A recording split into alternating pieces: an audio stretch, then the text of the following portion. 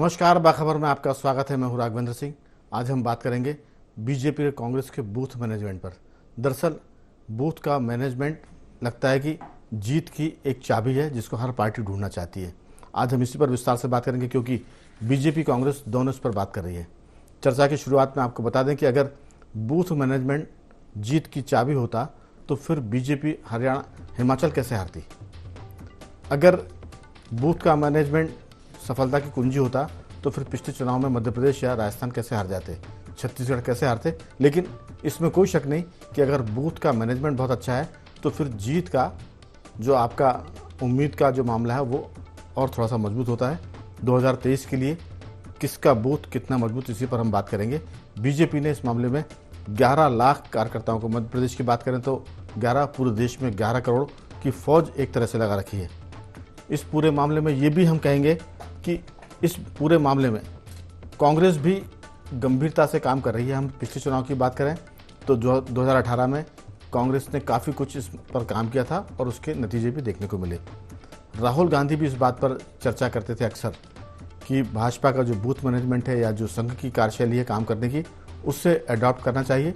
इसी के चलते कांग्रेस में मंडलम वाला एक प्रयोग हुआ था, ब्लॉक स्तर के साथ साथ मंडल स्तर तक जाने का।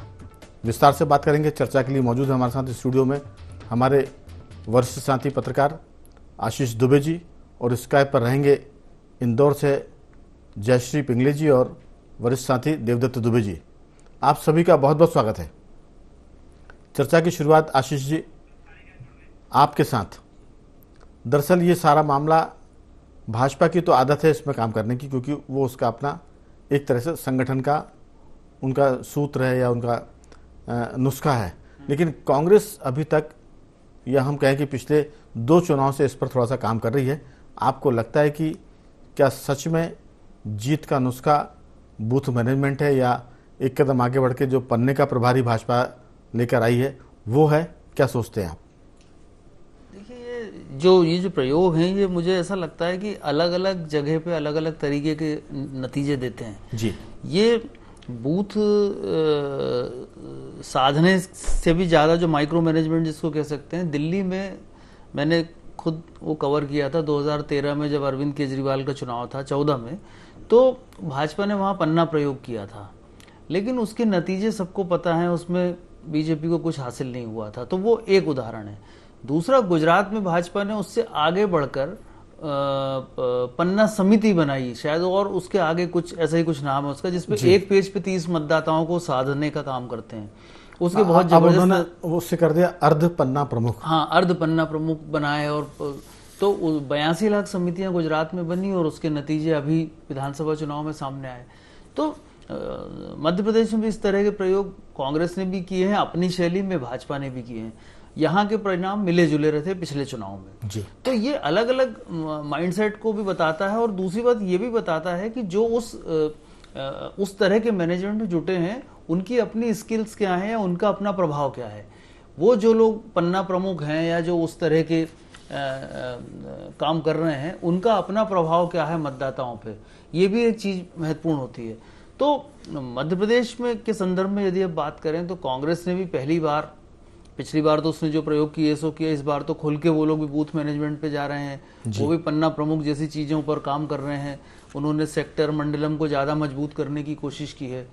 बीजेपी के साथ ये चीज यूं है कि बीजेपी उसकी अभ्यस्त है थोड़ी सी, और बीजेपी ने ये मॉडल जो है, ये गुजरात के प्रदेश भाजपा अध्यक्ष जो है CR पाटिल, ये उनकी ईजाद है।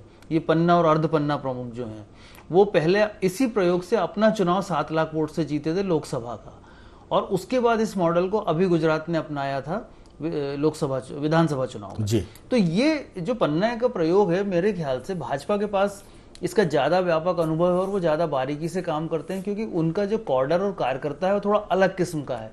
भाजपा का जो कॉर्डर और कार्यकर्ता है वो थोड़े अलग मिजाज के हैं।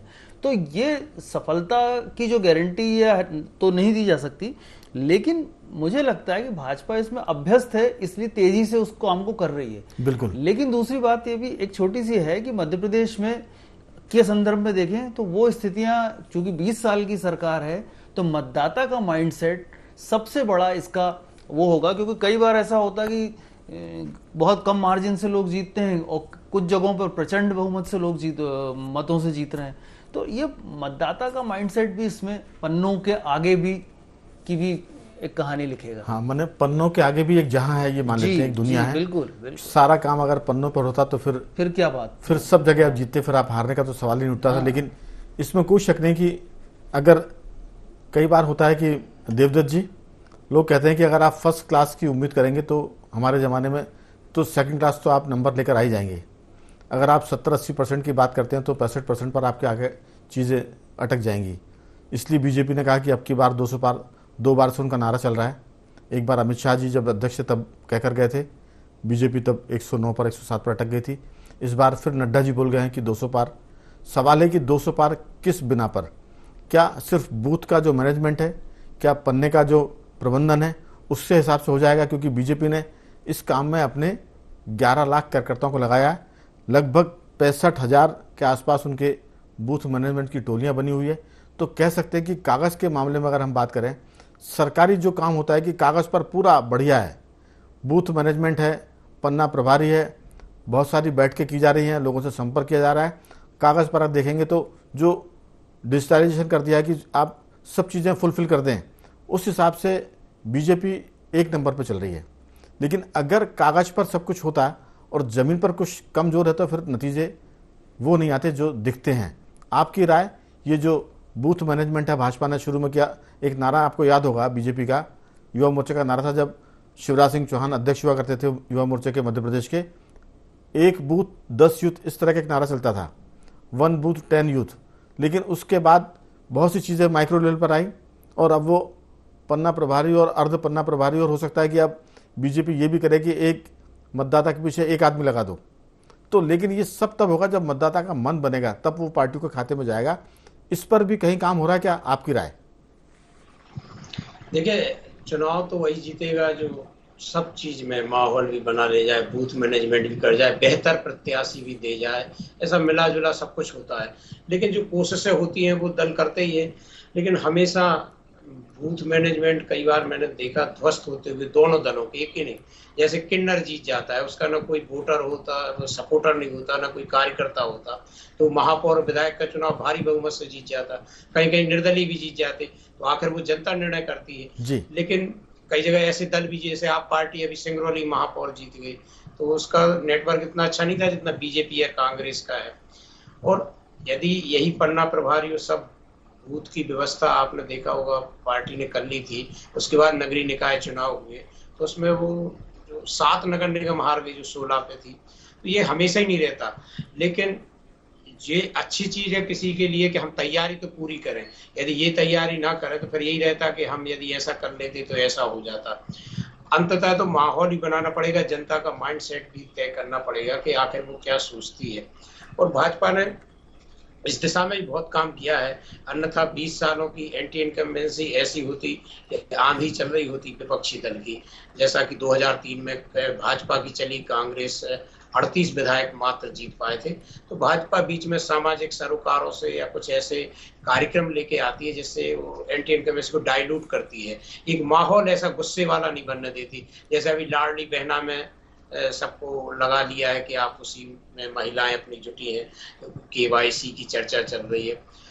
लेकिन बूथ पे आप जिसको आप पन्ना प्रमाणी, जैसे आपको दिया गया लाख बुक, जैसे ड्राइवर भरता है कि चले न चले गाड़ी लाख बुक तो भर ही लेता है, ऐसे ये जिनको प्रभारी बनाया जाता है, जैसे मंडल अध्यक्ष से कहा गया कि आप पूरे बूथ पे हमें डिजिटल कार्यकर्ताओं की सूची दो।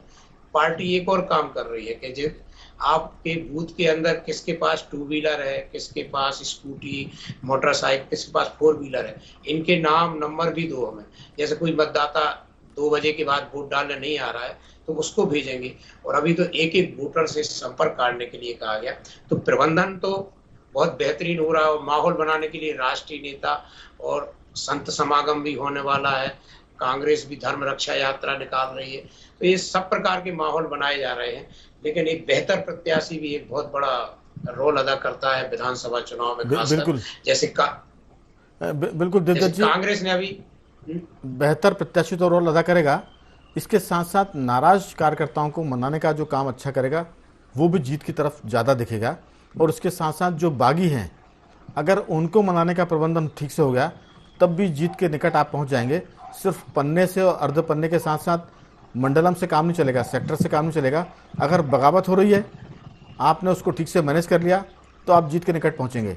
अगर कार्यकर्ता रूठे हुए हैं, आपने उनको मना लिया तो आप जीत के निकट पहुंच जाएंगे। और सबसे खास बात जयश्री जी, जो पार्टी जो प्रत्याशी दिल जीतेगा वो चुनाव जीतेगा। फिर ये सारे प्रबंधन कई बार बेकार हो जाते हैं। हमने देखा कि एक लीडर कांग्रेस से खड़ा तो जीत जाता है, बसपा से खड़ा तो जीत जाता है, सपा से खड़ा तो जीत जाता है, फिर वो बीजेपी से खड़ा तो तब भी जीत जाता है।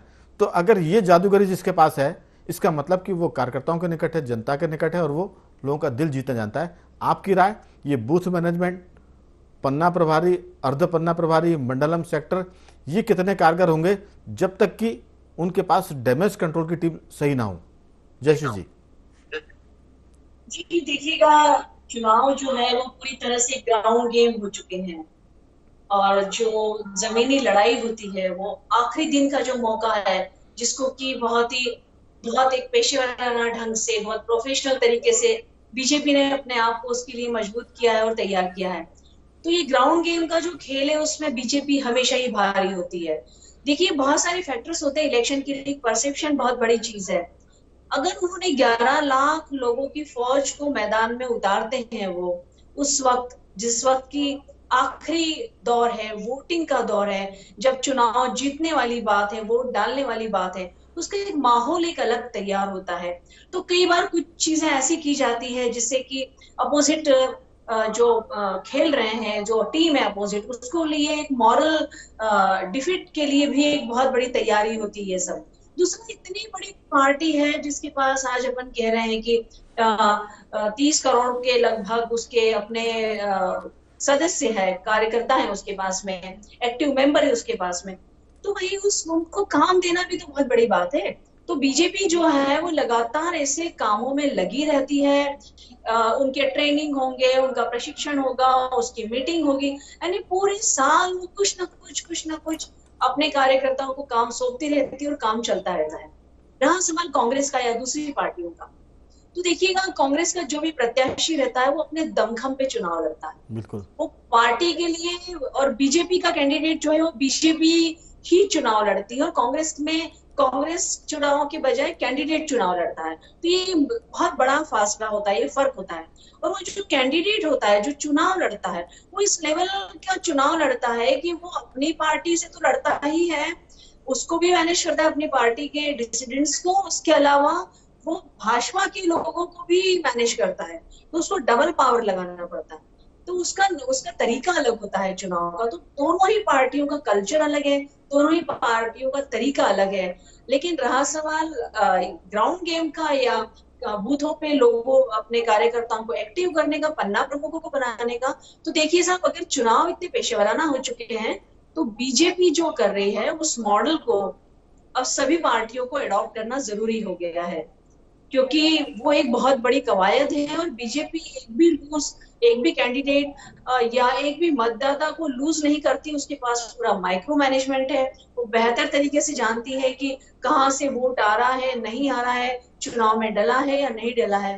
तो ये अपने आप एक अलग किस्म का मैनेजमेंट है और ये आने वाले समय का चुनाव है, ये आज का चुनाव है। बिल्कुल। तो मुझे लगता है कि इसकी बहुत अहमियत है कुल मिलाकर। बिल्कुल जयश्री जी, दरअसल जो आप बात कर रही हैं ये बीजेपी का एक परसेप्शन बन चुका है। लोगों के बीच में ये धारणा बन गई कि बीजेपी का मैनेजमेंट बहुत ज़बरदस्त है, उसके कार्यकर्ता बड़े डिवोटी हैं और उनके यहाँ डैमेज कंट्रोल वाले बहुत ताकतवर हैं।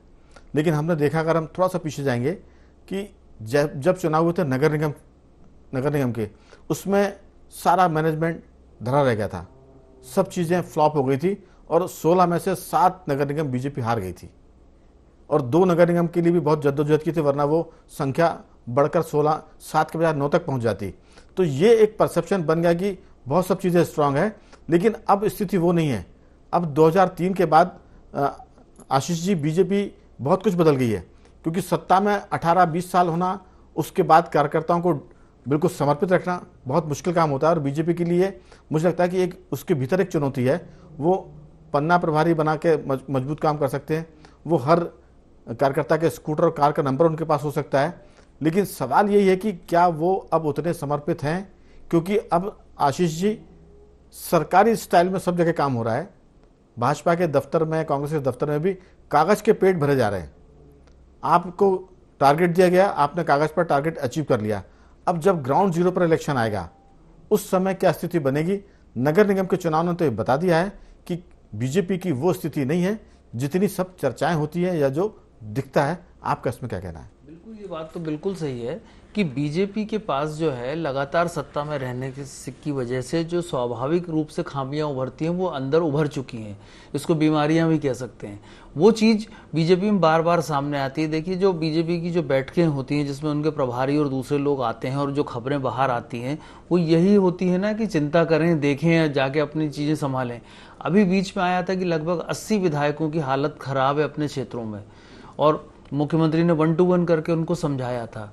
फिर नगरीय निकाय चुनाव का जैसा आपने भी जिक्र किया कि वहाँ पे 16 निगमों में से भाजपा के हाथ से निकल गए 9, 7 वो और 2 दूसरे सिंगरौली और वो आम आदमी पार्टी को गया।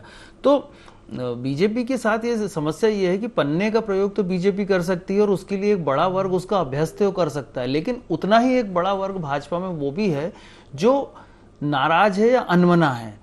अभी भी ये खबर आई थी कि केंद्रीय मंत्री के सामने कुछ भाजपा के लोगों ने बहुत कठोर या कड़े शब्दों में हालातों पे किया, क्योंकि भाजपा लगातार डैमेज कंट्रोल में जुटी हुई है। तो ये चीजें बार बार सामने आ रही है। विकास यात्राओं में जो है कई जगहों पर भाजपा के लोगों ने ही उसका विरोध किया।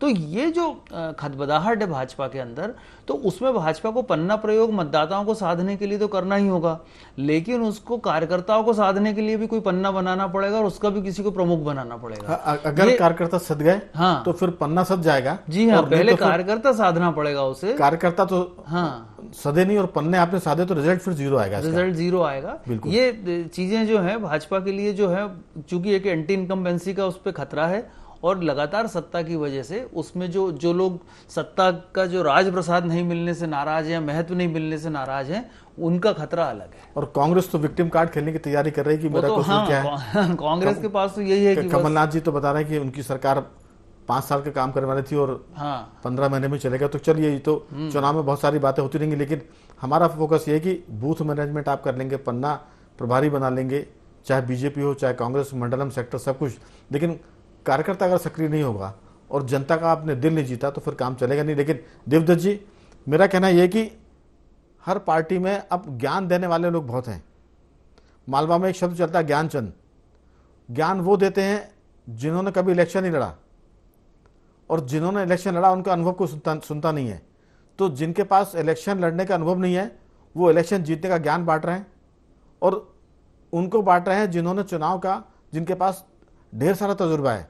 तो ये जो थोड़ा सा कंट्रास्ट चीज़ें हैं, थोड़ी सी विपरीत दिशा की और धारा की चीज़ें हैं, उस पर भी गौर करने की ज़रूरत है दोनों पार्टियों को कि वो लोग अपना अनुभव साझा करें जिन्होंने चुनाव लड़ा है, और ज्ञान वो लोग दें जिनके पास सच में ज्ञान है। ये दिक्कत भी अभी चूंकि चुनाव वाला मोड पर पार्टी आ गई है, तो ज्ञान देने वालों से चुनाव लड़ने वाले कार्यकर्ता ऊबने लगे हैं उनके ज्ञान को सुनकर, क्योंकि वो जानते हैं कि जो ज्ञान दे रहे हैं उन्होंने जीवन में चुनाव अगर लड़े भी तो वो हार गए और वो जीतने के नुस्खे बता रहे हैं। ये भी दिक्कत है दोनों पार्टियों में। आपकी राय? बिल्कुल, आपने सही कहा। ये एक बैठक में बात उठी भी थी शायद, और अभी इसी के तहत शायद पार्टी ने रणनीति बनाई होगी जिसमें उन 14 लोगों को भेजा जा रहा है कार्यकर्ताओं नेताओं को मनाने। उसमें चुनाव जीतने वाले जैसे नरेंद्र तोमर है, कैलाश विजयवर्गीय है, गोपाल भार्गव है और पूर्व प्रदेश अध्यक्ष भी है। ये ऐसे लोगों को जो मैदानी पकड़ रखते हैं कार्यकर्ताओं से लेकिन देवदत्त जी, ऐसा कुछ नहीं है जिसको पता करने के लिए आपको बहुत खुफिया तंत्र इस्तेमाल करना पड़ेगा। ये सब पार्टियों को मालूम है कि असंतोष कहाँ है और उसके निदान क्या है, लेकिन आप उस असंतोष की आग को 14 जो लीडर उनको भेजकर उसको वापस कुरेद रहे हैं। ये असंतोष अगर सुधरा नहीं तो फिर 14 नेताओं की कवायद नुकसान ज़्यादा करेगी, फ़ायदा कम करेगी, क्योंकि जो सुझाव उनको मिलेंगे ग्राउंड जीरो पर 14 नेताओं को, अगर उस पर अमल नहीं हुआ तो फिर कार्यकर्ता की नाराज़गी और बढ़ेगी, क्योंकि अभी तो वो गुस्सा होकर शांत बैठा हुआ है। इसके बाद वो कहेगा कि हमने तो बहुत सारे सुझाव दिए थे, हुआ कुछ नहीं। शायद इसीलिए जो पार्टी के सबसे बड़े रणनीतिकार हैं अमित शाह को ये रिपोर्ट जाने वाली, नड्डा और अमित शाह को, जी। जो 14 नेता फीडबैक लेकर आएंगे, उन्होंने इसी तरह का प्रयोग शायद गुजरात में किया था और उसके बाद जो फीडबैक के बाद रिपोर्ट आई थी उसको कुछ ठीक किया था। लेकिन ये भी आप जानते, हम भी जानते कि मध्य प्रदेश और गुजरात की परिस्थितियां अलग हैं। तो अब चूंकि चुनावी जंग शुरू हो गई है, तो जंग में तो अब जो उपाय जैसे सूझते जाएंगे वो सब करेंगे अधिकतम प्रयास, क्योंकि 2018 में यही समीक्षा में आया कि कुछ चूक हो गई कि हम यदि रामकृष्ण कुसमरिया, धीरज पटेल या संजय शर्मा या समीक्षा गुप्ता को ही मना लेते तो 7-8 विधायक शायद कम ना पड़ते। तो ये मनाने की कुछ तो, जैसे इनमें से भी कई लोग जो 14 लोग उनमें संतुष्ट घर बैठे थे, जैसे प्रभात झा राज्यसभा से कार्यकाल पूरे होने के बाद घर बैठे थे, अब वो गमछा अमछा डाल के मैदान में निकल गए हैं। ऐसे ही बहुत सारे लोग हैं जो खुद भी थे असंतोष के दायरे में, वो निकले हैं और उनकी कार्यकर्ता थोड़ा बात सुनेगा भी कि हाँ जब ये इनको कुछ नहीं मिल रहा है और ये आए हैं मनाने तो कुछ होगा। एक तरह से पार्टी में जो प्रक्रिया चलती रहती है हर बार बदल बदल के अब इस चेहरे के साथ है, तो क्योंकि जो लोग लगातार सत्ता में है उनके खिलाफ तो एंटी इनकम्बेंसी होती है, लेकिन जो किनारे पे हाशिए पे वो जाते हैं तो फिर वो कहते हैं हमारे साथ भी ऐसे ही हुआ, आपके साथ भी हुआ, लेकिन अभी व्यक्ति से बड़ा दल और दल से बड़ा देश, बड़ी भावनात्मक बातें जब कह सकते हैं कि भाजपा ने दिल जलों को साथ लिया है, जिनके दिल जले थे और वो किनारे हो गए थे, उन्हीं को काम दिया है कि आप इसका कुछ उपाय करें, कुछ मलम लगाएं। लोहा काट रहे हैं जी। तो ये देखिए प्रयोग है, अगर इसमें निदान हुआ समस्याओं का, शिकायतों का, सुझावों का, तब तो परिणाम सकारात्मक आएंगे, और कहीं निदान नहीं हो पाया तो फिर लोग और गुस्से से काम करेंगे और नाराजगी से या तो घर बैठ जाएंगे या फिर थोड़ा सा बागी हो जाएंगे। जयश्री जी, दरअसल एक और समस्या है बीजेपी कांग्रेस दोनों में, अब जातिवाद का भी असर दिखने लगा पार्टियों में। लोग अंदर खाने में बात करने लगे हैं कि पार्टी के अंदर जातिवाद बढ़ रहा है। पिछले दिनों एक विवाद हो गया था जिसको बड़ी मुश्किल से जिसका समाधान निकाला था, वो लोधी वर्सेस सवर्णों की बात हो गई थी। तो कहीं ना कहीं बहुत ही सजगता से काम करने की जरूरत है और ये ठप्पा हटाना पड़ेगा कि जातिवाद भाजपा पर या कांग्रेस में हावी हो रहा है, क्योंकि अगर आप इस ट्रैक को बदल पाए तो नतीजे और अच्छे हो सकते हैं, नहीं तो मैदान तो मुश्किल के हैं, क्योंकि सब जगह ज्ञानचंद बैठे हुए हैं, अनुभवी लोग किनारे पर हैं, ये स्थितियां हैं। सही कह रहे हैं आपकी जो हालात हैं, और एक्चुअली पॉलिटिकल पार्टियों ने भी कुछ इस तरह से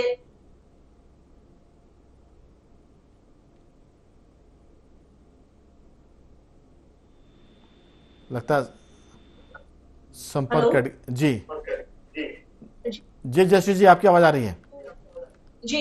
तो देखिए कुल मिला के हालात ही हो गए हैं कि पार्टियों ने भी जातिवाद को मुद्दे बनाकर जिस तरह से वोट को कल्टीवेट किया है और उस तरह की लीडरशिप भी डेवलप हुई है। देखिए अब पिछले 10-15 सालों की अपन बात करें तो, या उसकी पहले की भी अपन बात करें तो वो जो कल्टीवेट और वोटर्स का भी, तो उसका भी एक बहुत कुछ असर है जिसमें कि जातिवाद को बहुत अलग तरीके से बीजेपी असल में थोड़ा सा बच के चला करती थी, लेकिन अभी वो भी थोड़ा सा इसमें लिप्त होती हुई दिख रही है। तो ये संकट आएंगे क्योंकि आदिवासी फैक्टर भी काम करेगा, ओबीसी फैक्टर काम करेगा, तो ये बहुत सारी चीजें हैं जिनसे एक साथ इन फ्रंटों पर, इन मोर्चों पर भाजपा को लड़ना पड़ेगा। जी, जैसे हम देख रहे हैं लगातार ओबीसी या सवर्ण या जो भी बातें उठ रही है आदिवासी सीट्स को लेकर उनके इश्यूज और पार्टी के जो सीनियर लीडर्स हैं वो भी आप देखिए उसी तरह का मूवमेंट उनका चलता है। जी तो असर तो बहुत है। बिल्कुल, थोड़ा सा आपका ऑडियो प्रॉब्लम आ रहा है। मैं इस चर्चा में सिर्फ इतना हम लोग कहेंगे कि जो हमारे साथी पत्रकार हैं उनकी जो कुल मिलाकर बात है वो ये कि आप मैनेजमेंट के मामले में कागज़ पर तो सब कुछ ठीक कर लेंगे, लेकिन ग्राउंड जीरो पर कार्यकर्ता को अगर आपने सक्रिय नहीं किया, मतदाता का दिल नहीं जीता, तो कागज़ के ये सारे मैनेजमेंट सिर्फ मैनेजमेंट की तरह रह जाएंगे। आपको दिल जीतना पड़ेगा, नाराज़गी दूर करनी पड़ेगी और बगावत के मामले में डैमेज कंट्रोल करना पड़ेगा। ये प्रैक्टिस भी अभी से करनी पड़ेगी, क्योंकि चुनाव धीरे धीरे निकट आता जा रहा है और इस बार स्थितियाँ थोड़ी सी हर पार्टी के लिए पहले की तुलना में ज़्यादा चुनौतीपूर्ण है। तो मैं तीनों मेहमानों का धन्यवाद करूंगा। जयश्री जी आपका भी, देवदत्त जी आपका भी, आशीष जी आपका बहुत बहुत साधुवाद कि आपने चर्चा में से लिया, तो किसका बूथ कितना मजबूत, आने वाले दिनों में इस पर कांग्रेस, बीजेपी, आम आदमी पार्टी, समाजवादी पार्टी, बसपा सभी एक साथ काम करते हुए दिखेंगे और इसके नतीजे दिसंबर में सबको मिल जाएंगे। कौन कितना सफल था, कौन कितना कमजोर था। बखबर में सिर्फ इतना ही। कल किसी और मुद्दे पर बात करेंगे, तब तक बने रहिए हमारे साथ और देखते रहिए IND24।